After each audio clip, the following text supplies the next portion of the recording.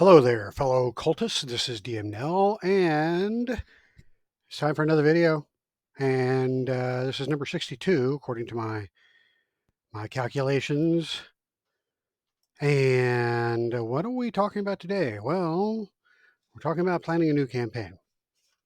It's something I've been thinking about for a while now, since I completed my last campaign last spring, summer, early summer.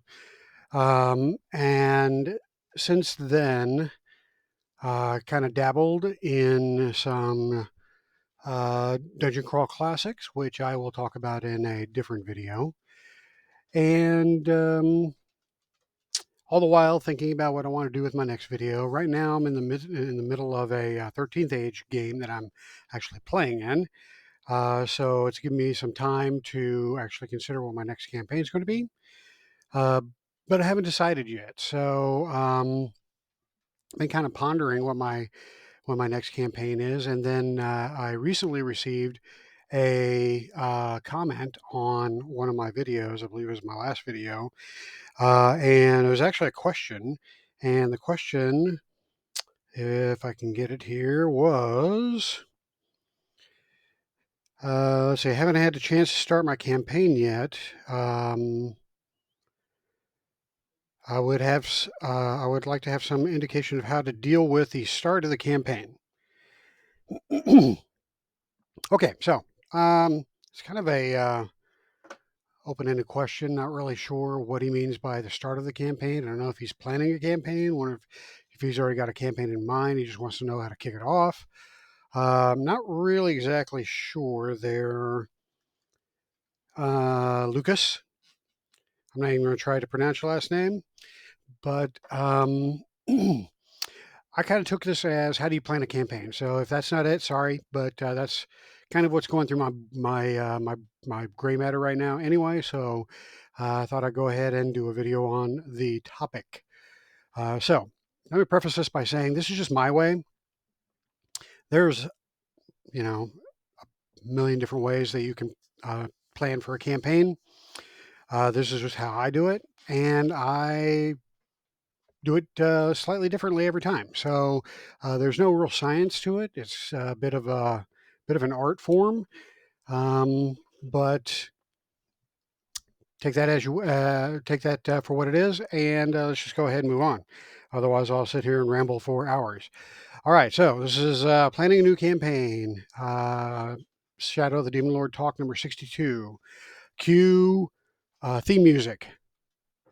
Oh, wait, yeah, I forgot I don't have any theme music. All right, let's just go on. So, one of the first things I start thinking about when I'm brainstorming for a campaign is, do I want to do a prefabricated campaign or do I want to do a homebrew campaign? So, what's a prefabricated campaign? Well, that's a campaign that somebody else wrote for you. So, for Shadow of the Demon Lord, there's only two of them, Tales of the Demon Lord and the Queen of Gold. But it is, I think, fairly easy to modify Dungeons and Dragons to Shadow of the Demon Lord. So you could very easily take one of the existing Dungeons and Dragons 5th edition or even other edition campaigns, or some people call them venture paths, and do a conversion.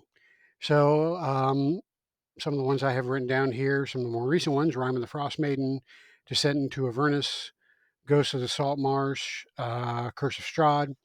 That one just came out, Wild of the Witchlight or something like that, Wild Beyond the Witchlight.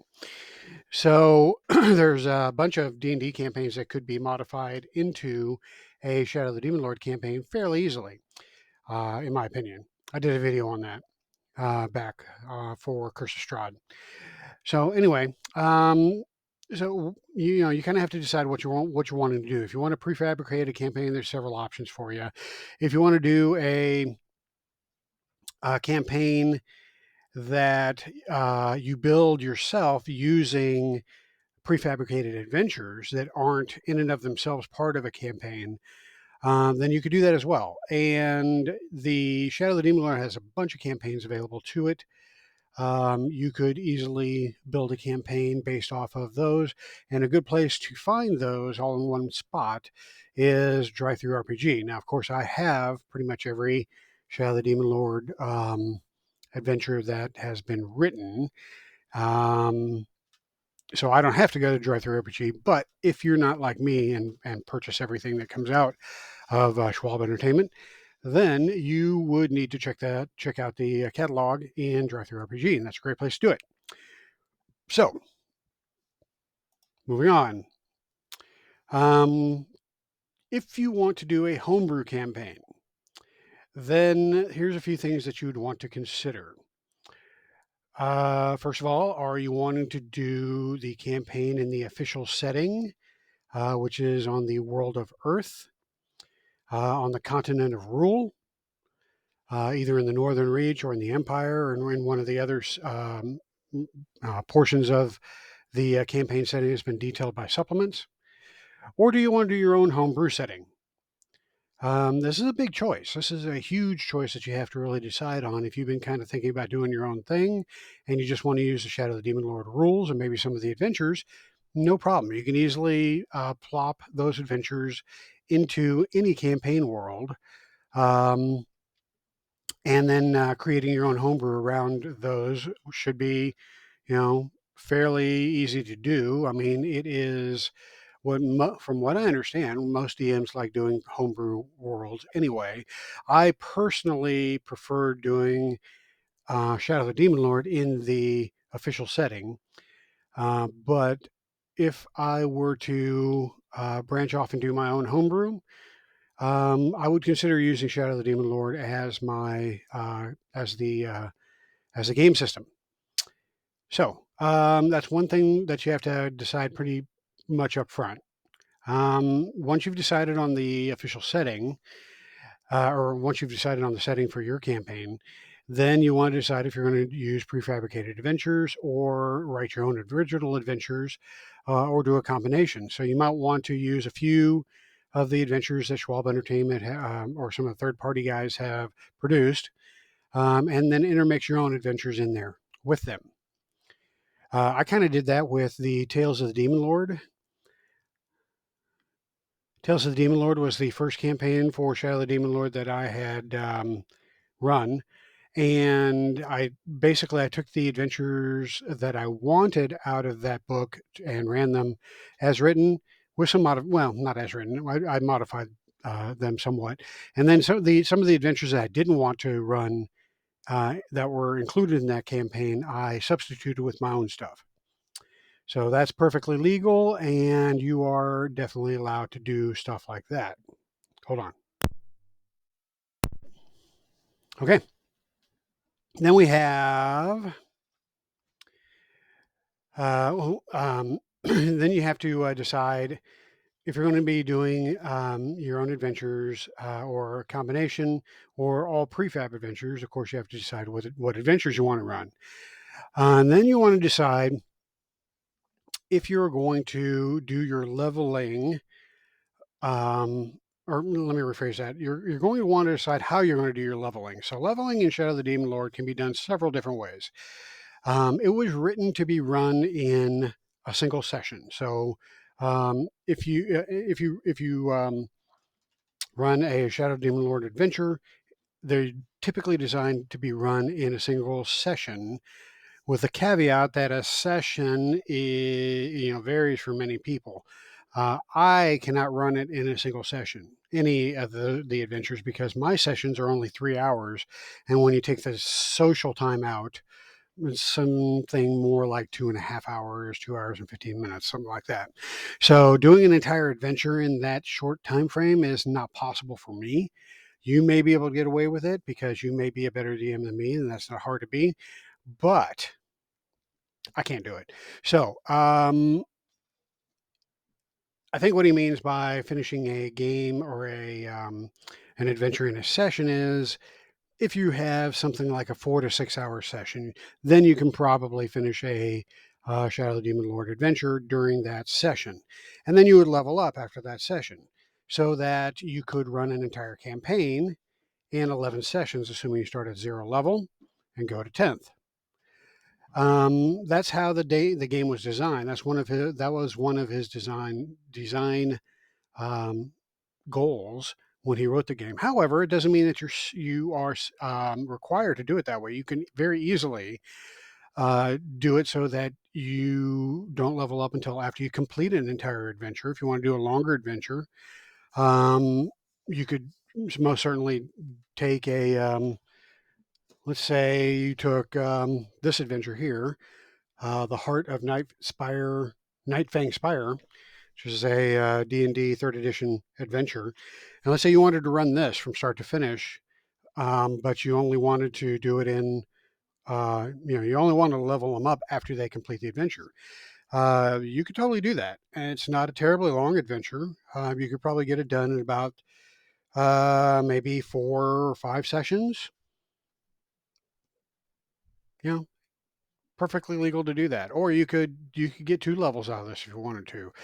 Totally up to you and your group to decide how you want to do the leveling, but it's something you want to think about because that will determine how or what adventures you want to run. So, like I said, most of the prefabricated adventures for Shadow of the Demon Lord are pretty short.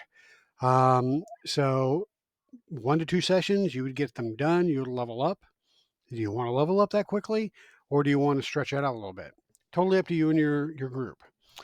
So, and then there's the milestone system. So let's say you take an adventure like Rime of the Frost Maiden. That thing is written so that it's a one continuous adventure, and you level up during certain milestones. And so that's another design campaign decision that you have to make up front. And that will inform how or what adventures you want to include in your campaign. Another thing you want to consider is the shadow event, which is on page 195 of the core rulebook. The shadow event for Shadow of the Demon Lord basically is the backdrop for the game. So, what terrible campaign shattering thing is happening to the world in the background that is going to have an impact on your campaign, your characters, basically what's driving things. So the Shadow of the Demon, and I've talked about this in other videos, but in case this is the first one you're watching, I can touch on this shortly, briefly. I mean, okay, so the shadow of the demon lord is a metaphor for bad things that are happening as the demon lord's essence approaches this universe. Or it could be a literal thing where the actual shadow of the demon lord falls on this universe and bad things starts happening. However you decide to portray that in your game, um, the shadow event is the effect that occurs from the shadow of the demon lord dropping onto the campaign. So as you can see in the core rule book on page 195 is where it starts, and it talks about how you use it. And there's a chart here, of course, for the various different shadow effects, and a brief description for each one and how it affects the game. So let's just take, for example, the Black Sun, one of my favorites. Haven't run it yet. I kind of ran an adventure in it, but I haven't run a campaign in it yet. So the Black Sun is the shadow eclipses the sun, turning it black, turning it black. Impossibly, light still emanates from the shadowed disk, but it's brown, sickly, and unwholesome. The sun's gentle warmth becomes a hellish furnace, destroying life as the landscape becomes a bone-strewn dust bowl. So that's the description, and then the actual game effect throughout your campaign would be food and water grow scarce, and temperatures climb into intolerable levels. Creatures are subject to the effects of exposure. For each hour spent unprotected in the tainted sunlight, if exposure causes a creature to take a penalty to health, it becomes badly burned and blistered. Dreadful radiation oppresses all that it falls over from the hours of 9 a.m. to 11 a.m. and 2 p.m. to 4 p.m. Creatures in the Black Sun's light make all d20 rolls with 1 Bane during those time frames. From the hours of 11 a.m. to 2 p.m., they make the rolls with 2 Banes. So that's how you would run your game. So actually, that would seriously impact how your characters would operate, because operating during the daytime is risky business. So most of the adventuring would be happening at night, which would still cause problems, because everything else in the world will be coming out at night also, because it's cooler and less dangerous. But anyway, that's just one shadow event out of all the ones that are listed in the core rulebook. And then, of course, if you go to the Hunger in the Void supplement, it gives you even more detail on how you can run those shadow events. It actually breaks it out by tier. Okay, so you want to decide on your shadow event, and then you want to decide on what supplements or house rules you're going to be using in your game. So if this is your first Shadow of the Demon Lord game, I would strongly recommend you just run the game using only the core rulebook. If you start adding stuff too early into the game, you're going to run into the mistake that I made, which was allowing one of my players to run a Jotun. And that caused me a lot of problems in being able to challenge a team, um, because the Jotun is pretty powerful. So don't make my mistakes, and include supplements that you haven't really done your homework on, or read through clearly, or understand the impact that those supplemental rules would have on, or potentially have on, your campaign. I would say if this is your first or second Shadow of the Demon Lord campaign, stick to the core rulebook. And then when you're ready to branch out, you can do so slowly with things like the Demon Lord's Companion, and then some of the other supplements you can start mixing in, like the Glorious Death, where the Jotun reside. So, anyway, decide on your supplements and house rules, if any. Then you'll want to decide on, this next bullet point is what I do. So again, this is just me. I like to outline my campaign so I can, have a good idea of where I'm going. But I don't like to cement those in place. So they're kind of placeholders. And if I need to modify them as I go, I can do that.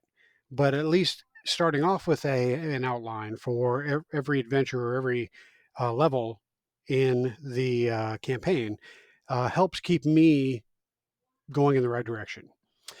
Okay, so do an outline by level and tier. Begin with the end in mind. So that's the other thing I like to do, is build my campaign knowing what the end game is going to be. So using the Avengers and the MCU as the example. And I don't think they did this, but let's just pretend they did.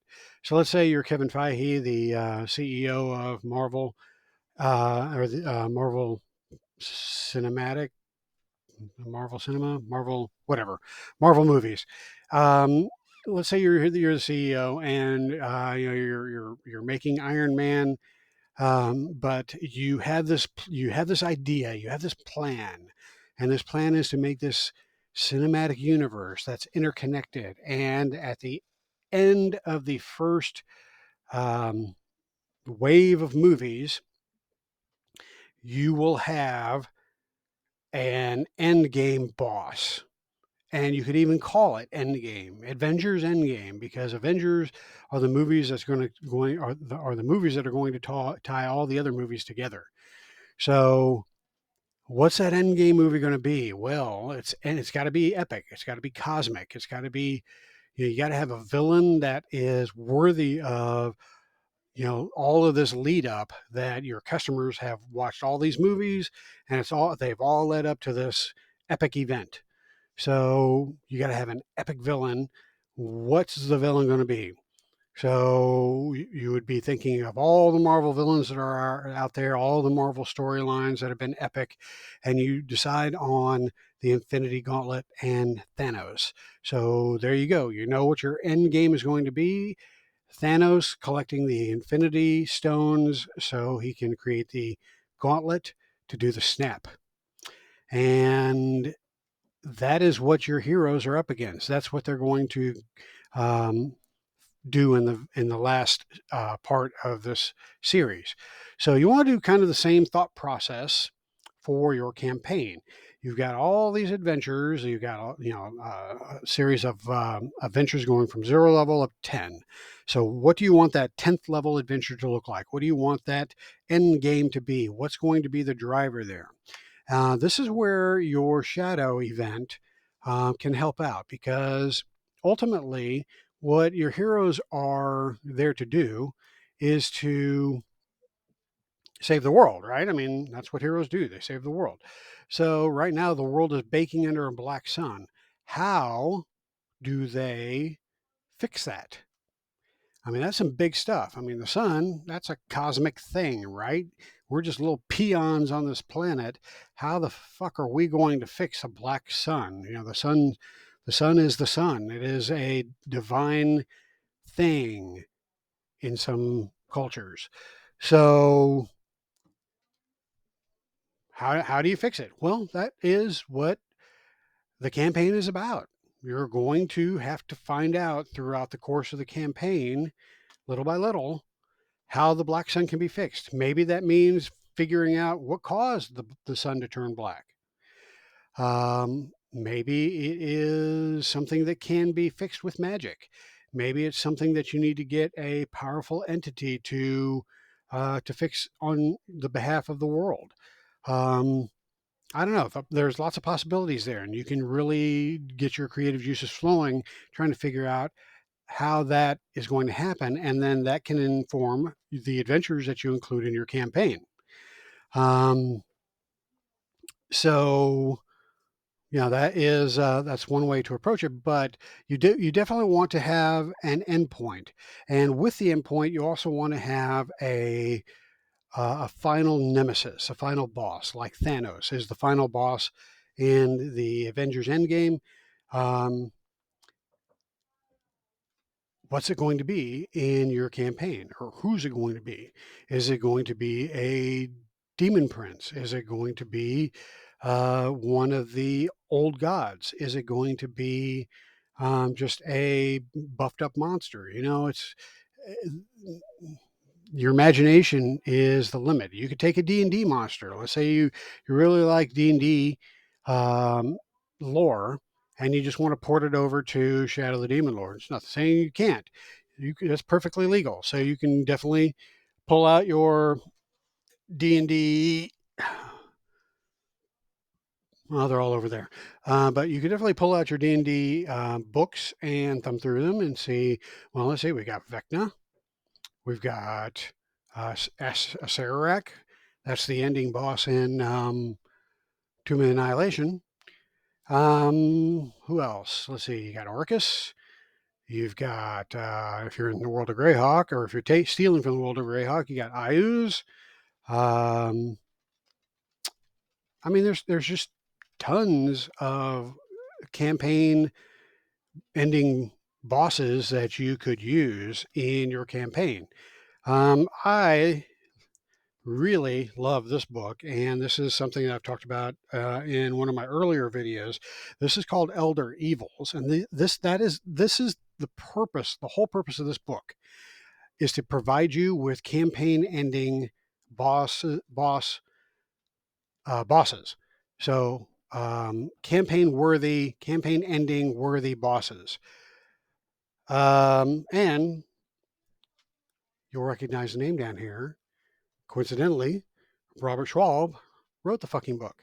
So, um, this book has all kinds of cool bosses that you could use for an end game. So let's just take since we mentioned Black Sun as the event, what we could do is say, well, the Black Sun was brought about by This elder evil that is called Atropos. And Atropos is the world-born dead. Here's a great picture of it. Whoops. Yeah. So anyway, it's actually it's a moonlet. So it's a moon, a small moon, but a moon that was supposed to be born a world, but was not. And so it's an undead world, basically. And so let's say it parked itself between the campaign world and the sun. And since the sun's rays are like flowing around this undead world, it's causing the the effect that it's having on the that I read earlier on the campaign world. So you've got this undead world that somehow managed to float its way into the solar system and set itself in between the sun and the world, presumably on purpose, because why would a planet just kind of wander in and park itself conveniently where it's going to do harm to the only populated world, or potentially the only populated world in the solar system. And of course, if you read through the information in this book, um, it is a sentient being, and its purpose is to, destroy the world. So it did it on purpose. So if that is the boss, then basically you have to prepare your players for fighting a world. Now, obviously, they can't fight a moon, but they can do things to hurt the world. So let's say the they go to the moonlit 10th level. They're all bristling with all the power that they've accumulated in the first 9 levels of the campaign, and they're ready to take on Atropos. They find a portal to get them teleported over there, and so Atropos is like throwing all of these natural, or these world earthquakes and tornadoes and things at the players that of course they have to avoid, or they have to get through. And then the players figure out during the course of the campaign that the only way to defeat Atropos is to destroy its brain, or its undead heart, or whatever. So they have to find the entrance to the inner part of the moonlet, and then they have to go in and fight all the things that are protecting the innards of this world, antibodies or whatever. And then they get to the heart and they have to blow it up, or destroy it somehow. Incidentally, I didn't just come up with that idea. That stroke of brilliance wasn't mine. It's actually stolen from a Fantastic Four comic book, where the planet Ego, um, the Fantastic Four had to defeat, and that's how they did it. They found its brain and chucked a bomb at it. So anyway, that is how I would do the outline. I would figure out what the end game is going to be, and then just kind of work my way backwards and make sure that there is a progression towards that end game that will help the players confront and defeat that final boss. All right, so that bullet point took much longer than I anticipated. So the next thing you'll want to include in your outline are the adventure locations that you want to have. So let's just take, for example, the Northern Reach. So the Northern Reach is um,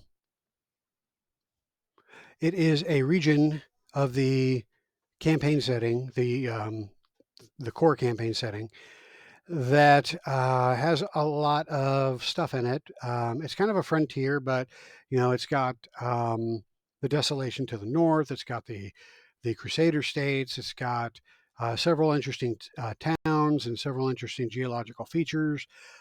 So, do you want to start there, or do you want to start in the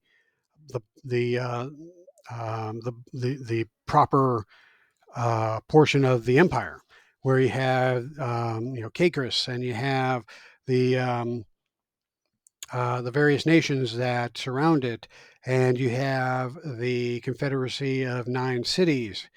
Um, do you want to start there? Do you want to start in a more desolate part of the world, like where the Jotuns live, down in the Patchwork Lands, or in the they don't live in the Patchwork Lands, down in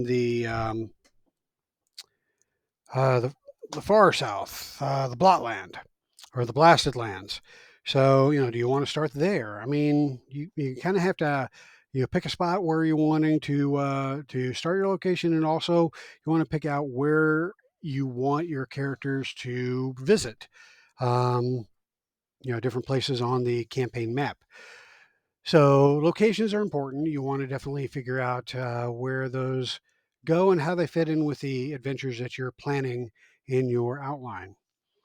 Then you'll want to determine who the antagonists and the NPCs are for each level. And of course, the big boss for the end game, which we already talked about. But for each level and each tier, you'll want to have an antagonist. Now, it can be a boss, or it can just be a tough monster that they encounter at the end of the adventure, or some part of the adventure, as they go to accomplish whatever task the adventure has them trying to accomplish. So, yeah, so you'll want to decide those. And basically, what I would do is go through the core rule book, the bestiary section, and just kind of pick out certain monsters that I would like to run. So, Broodling, I've never run a Broodling. It's difficulty 100, so that would be a good monster or a good opponent for one of the expert tier adventures.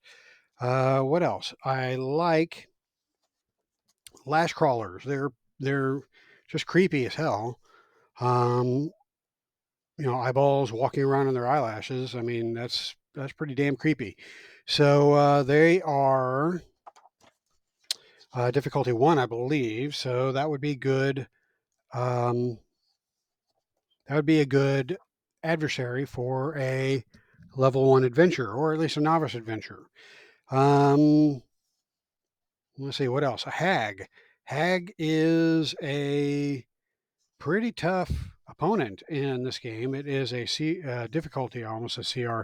It's a difficulty 500, which is the toughest difficulty in this book. Now, they do get tougher in some of the supplements.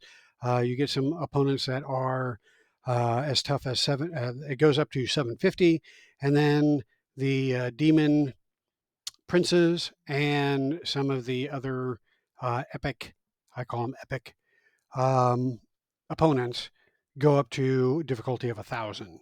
So that's the toughest difficulty I've seen so far in the game is 1,000. Wouldn't be surprised if he ratchets it up a notch. He being Schwab ratchets it up a notch before it's all said and done, but we'll have to wait and see. All right, so Hag is pretty tough. So that would be an opponent that you would want for the master tier, because difficulty 500, it means that they are very tough. So figure out what creatures and monsters and bosses you want for each adventure, and jot those down and just kind of plug them in as you are doing your outline. And then make a list of the creatures, NPCs you want to include. I already said that. So those 2 bullet points kind of go together. Oh, I forgot. As far as NPCs go, you also want to include NPC. Try to figure out what NPCs you want to be friendly to your characters, and to also be neutral NPCs, and also adversarial NPCs. They can be individuals, they can be organizations, they can be creatures. So for organizations, there are cults um, or religions. And, the various supplements in the game also provide lots of ideas for NPCs and organizations that are specific to those parts of the world that you're adventuring in. So, for example, if you go to one of the cities of the Confederacy of 9 cities, let's say you go to Kim, the City of Gold, Well, you have the vault, and then you have the dichotomy of the church versus the local government there. Um, so you've got you've got various NPCs and various different um, powers that are pulling your PCs in different directions.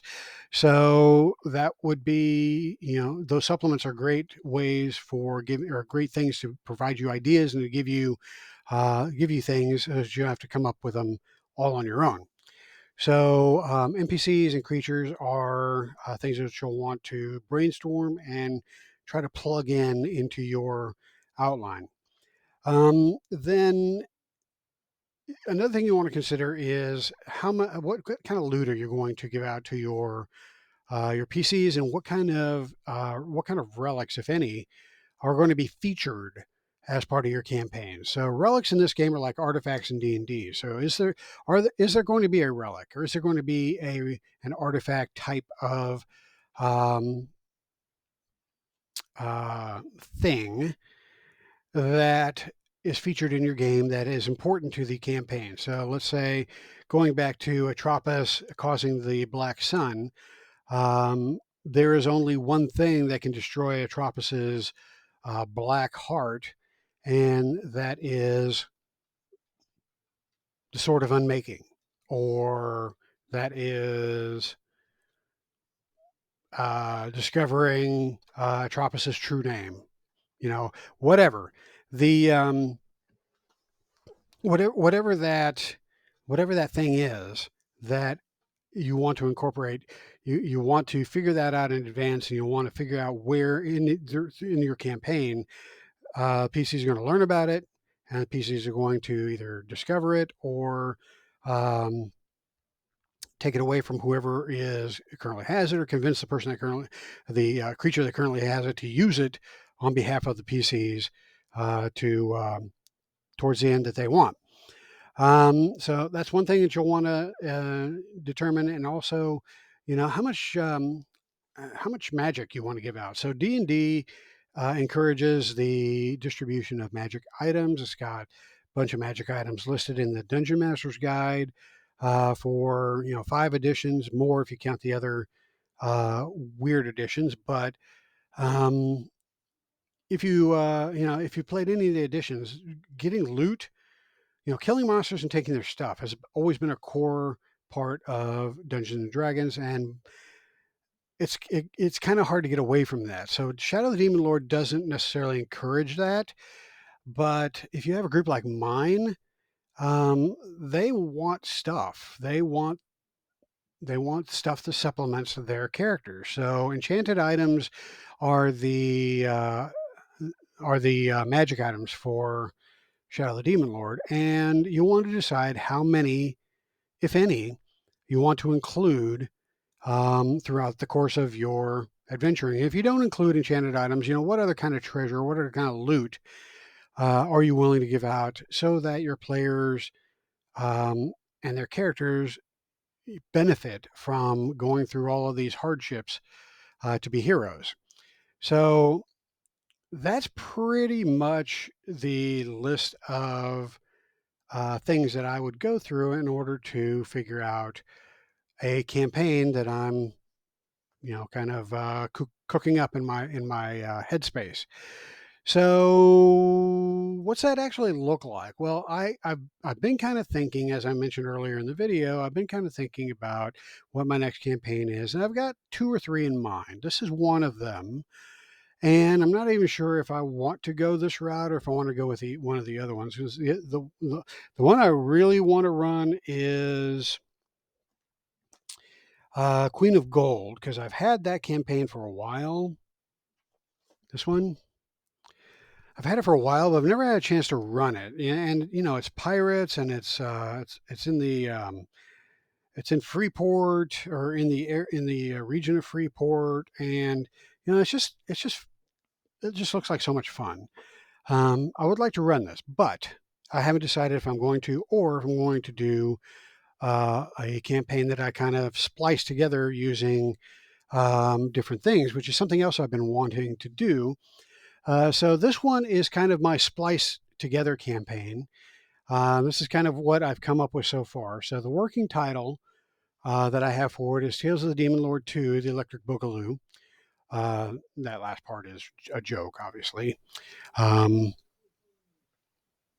The adventure leveling, I want to kind of take my time with this adventure or with this campaign. So I don't want to rush through it trying to get every session completed as one level. So I do want every level to be one adventure. So that is how I'd like it to be set up. So that's what I documented here. And then my shadow event, I should put a question mark there because I'm not positive that I want the Restless Dead to be the shadow event. It makes sense for where I'm going with this, as you'll see in a little bit, but not sold on that just quite yet.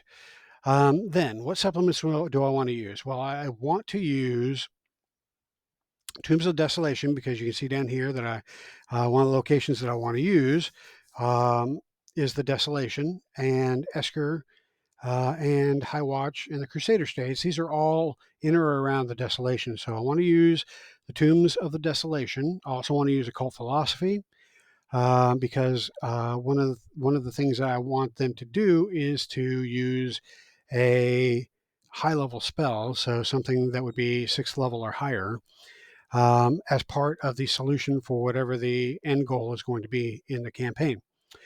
Also, Uncertain Faith, Hunger in the Void, and Catastrophe Magic. Now, Catastrophe Magic I included because I want to try it out in a full campaign. I haven't yet to do so, and I really like the concept. Just haven't seen it in action yet, so I want to start it in a campaign and have it go for a full campaign before I decide whether I'm going to replace the core magic system with the catastrophe magic system. I have a whole video on the easy for you to say, the catastrophe magic supplement. I have a whole video on it a few back, so if you're interested, go check that out. All right, so those are the supplements that I plan on including. Then some antagonists or NPCs. I want to have a cultist by the name of Angelica, who is going to be the apprentice of Ketendramus. Now, Ketendramus is a name that is recognizable to anybody who has run the Tales of the Demon Lord. So the Tales of the Demon Lord was the first campaign that was produced by Schwalbe Entertainment, and I don't have it here with me, but it is. It was the first campaign, and I ran it. That was the first campaign I ran for Shadow of the Demon Lord, and the end game boss, or one of them, is the cultist Catendramus. So Catendramus is is part of the Brotherhood of Shadows cult, and so at the end in my campaign, in my Tales of the Demon Lord, when I ran it, he was killed. The player characters murderized him in one of the final scenes of the campaign. However, he was a powerful magic user. He was a powerful wizard. And so he had a contingency plan in place in the event that he met an untimely death. And so he had his trusted apprentice Angelica dig him up and complete the ritual of the Death Lord, which transforms him into a lich. So I want the lich, Catendramus, to be one of the antagonists for this campaign. And then another antagonist I want is the Harrower. He is featured in the Tombs of the Annihilation supplement in the adventure in the back. In fact, I want to use that adventure that's in the back of that supplement.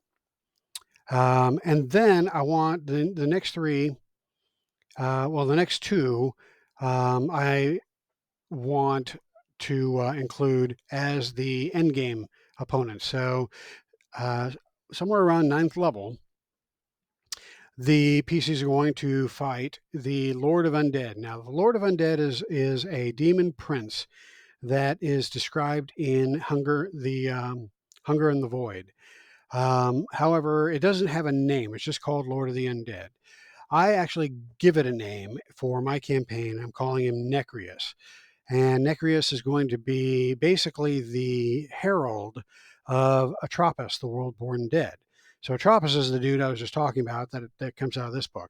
Now, I'm not using the Black Sun to explain or to bring Atropos into my campaign. That was just an example I gave for the Black Sun campaign. But I do potentially want to use Atropos for this campaign. I'm not totally sold on that. I could be talked into just dropping Atropos altogether and making Necrius be the end game, because a Demon Prince is already um, difficulty 1000. Doesn't get any tougher than that. So I could just have him be the end game. Um, so I kind of torn there because I do want to use Atropos. Flavor wise, he does fit the mold for what I'm doing with this campaign. But again, not really positive there. So Atropos is kind of penciled in for the time being. Then we have Inquisitor Randolphus, who I want to be the NPC that brings the PCs together at the start of the campaign. So Inquisitor Randolphus is another name that you would recognize from Tales of the Demon Lord, as he was one of the NPCs featured there. So the Inquisitor knows about the Brotherhood of Shadows, learns about Catandramus, and has taken it upon himself to hunt down the cultists of the Brotherhood of Shadows and whatever cells they may have. So he learns about Catandramus's body being exhumed, figures that there's been some dark magic employed here, and that Catandramus is probably uh, back in the form of some kind of abomination. So the Inquisitor is he's kind of going rogue from the church to hunt down this guy. And he gathers the PCs at the beginning of the campaign to help him. So at first, they're basically just his minions, but then as the campaign progresses, the Inquisitor will probably die or will get captured or something like that, and the PCs become the actual heroes of the campaign, not just followers of the Inquisitor. So those are some of the NPCs and bad guys that I have kind of penciled down in my brainstorming for this campaign. So I already touched on the location. Some of the relics I want to include. The Apocalypticon is a holy tome that the Brotherhood of Shadows venerates and reads from and worships from. So I want to include that. I want to include the floating skull of Ugrash. And then I want to include, I wanted to include something that was like the hand of Vecna and the eye of Vecna. I wanted to have an analog to that in Shadow of the Demon Lord. And I was thinking, what is more Demon Lord? I mean, the hand and eye are pretty Demon Lord, but it's already been done. I don't want my players saying, "Oh, you're just stealing from D&D." That's exactly how they would sound too. And no, it's not.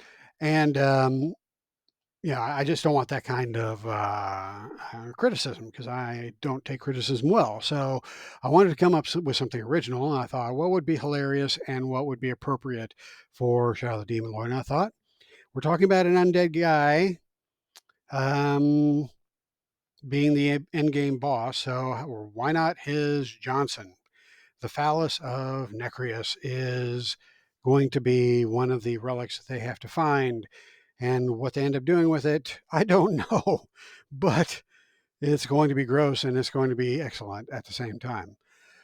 So those are some of the relics that I wanted to include. And then some rules to highlight. I wanted to ensure that since we're going through the desolation, exposure is going to be a thing. Insanity is probably going to be highlighted as well, and then there's going to be some disease that's featured pretty heavily, or not heavily, but it's at least featured in one of the adventures in the tombs of, or the tales of the desolation that I want to use for the for one of the expert tier levels. So here is what my actual campaign outline looks like. And the premise is that the Lich Catendramus uses ancient Gogian necromantic a Gogian necromantic machine to call Atropos the world-born dead, and the sole occupant of that moonlit Necrius, the Lord of Undead. For what purpose? Well, to destroy the world. I mean, it doesn't have to be fancy. He just wants to kill everything. So, and hopefully that'll put him in a favorable position with the Demon Lord when he finally breaks through. So that is the premise of the campaign. And so the adventures I have kind of penciled in here, starting at level 0. So the level 0 adventure is actually not going to be an adventure. It's going to be more of a cinematic, kind of like a video game cinematic. And it's basically just going to be me describing how Catendramus gets his body gets exhumed, and how he becomes a lich. So I want this to be known at the beginning of the campaign, so that the players know, and the characters won't know, but the players will know that Catendramus is going to be a prime mover in this campaign. He's going to be one of the bad guys, and a primary bad guy, if not the bad guy. He's not going to be the bad guy, but they don't need to know that. Anyway, so the session 0 is going to be basically a cinematic. Then we start off with the first level adventures with Randolphus gathering the player characters and heading off towards the desolation, following the trail of Angelica and Catendramus. And the first place they stop is in the adventure The Demon's Wet Nurse. The trail after that leads to the adventure Fine Country Folk. And then we move on to the expert tier, where we begin with the Tales of Desolation and the players arriving in the town of Esker and doing all 3 or 4 chapters of that adventure for their 3rd level. This one's probably going to take a while since there are several adventures to go through, but I did want it to only encompass 1 level. So I will tell them up front, level 3, you're going to be stuck in for a little while, so deal with it. Then level 4 is going to be the working title I have is I Dream of Genie. The PCs have to locate a crazy genie to figure out what Catendramus' plans are, maybe figure out what Atropos is. Maybe they heard about it in the previous adventure. Then we've got the Call of Atropos. And the bad guy that I want to feature here is the Nightbringer. Now, who's the Nightbringer? I don't know. The Nightbringer is a monster from Warhammer 40K, part of the Necron army, which I run. And it's this dude right here. This is the Nightbringer. And he's such a cool figure that I want to include him in a Shadow of the Demon Lord game. So I'm going to have to stat him up. I have no idea what he does, but he's going to be cool. So that's the 5th level adventure. And I have no idea what the Call of Atropos is. It could be. I actually stole the name from an adventure that I saw in Dungeon Masters Guild. So I may actually purchase that adventure and use it if it fits. If it doesn't fit, then whatever. I'll save it for a rainy day or whatever. But I like the name. I plan on using Atropos anyway, maybe. So yeah. So I figure, this adventure will be them finding out that Catendramus is trying to call this entity using the that necromantic machine.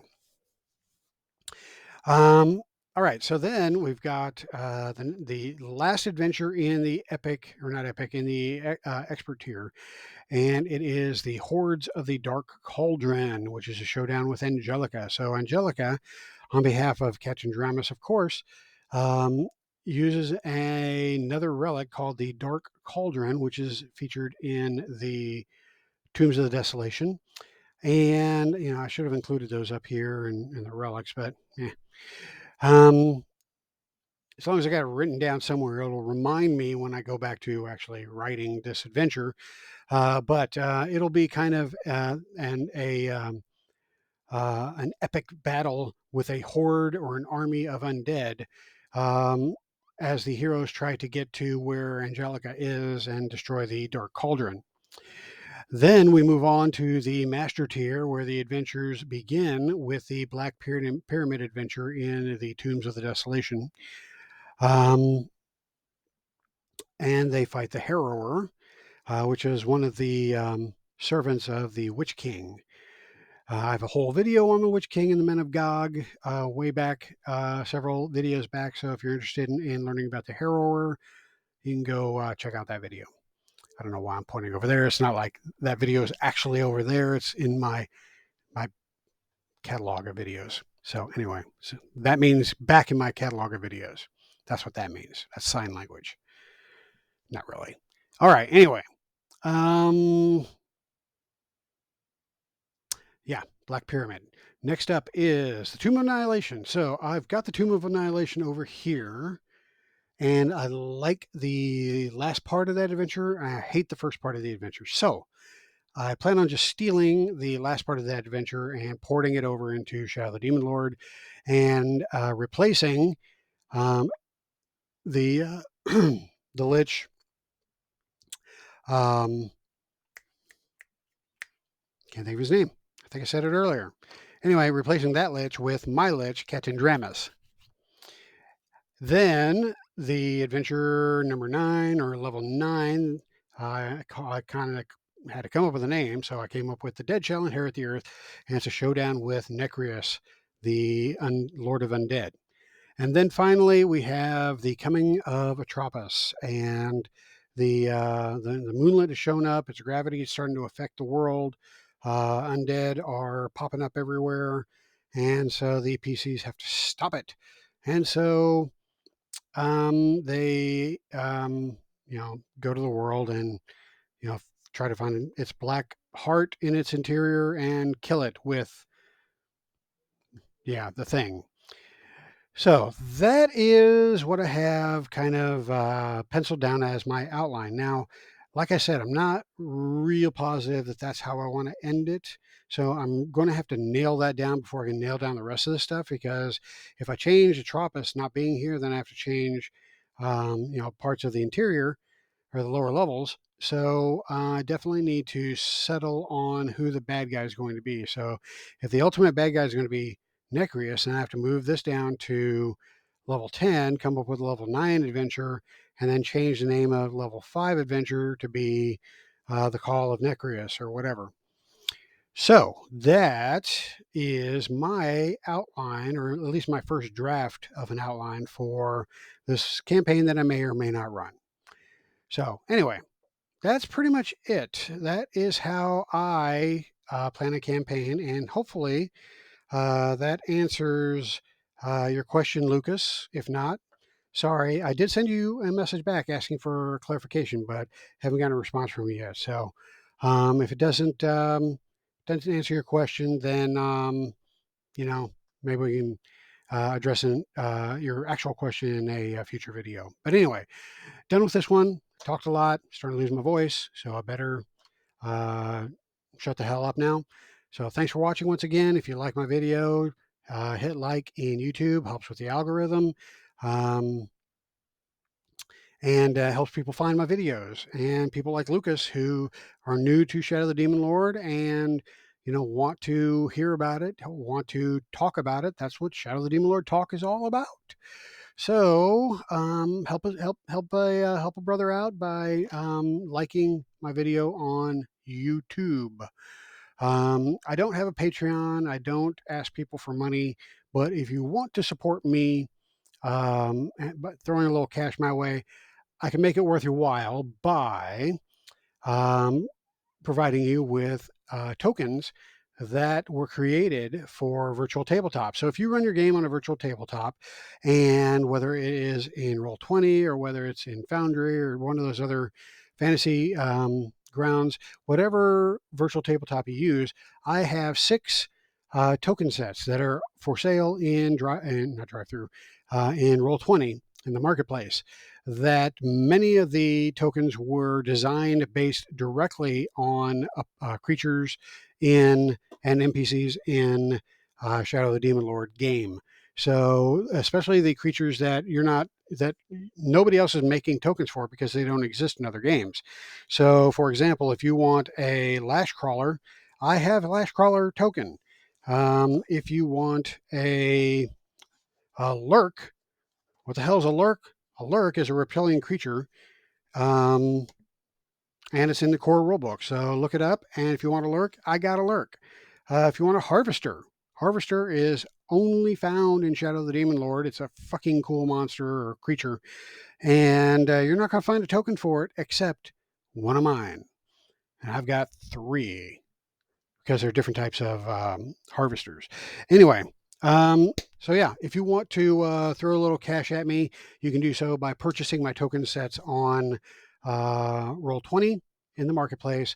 Just do a search for Bloody Tokens or DMNL, and they will come up, and you can just throw all your money at me that way. One last thing I would like to mention, and I haven't mentioned this on any of my other videos, but I know that there is a whole crop of new, young, and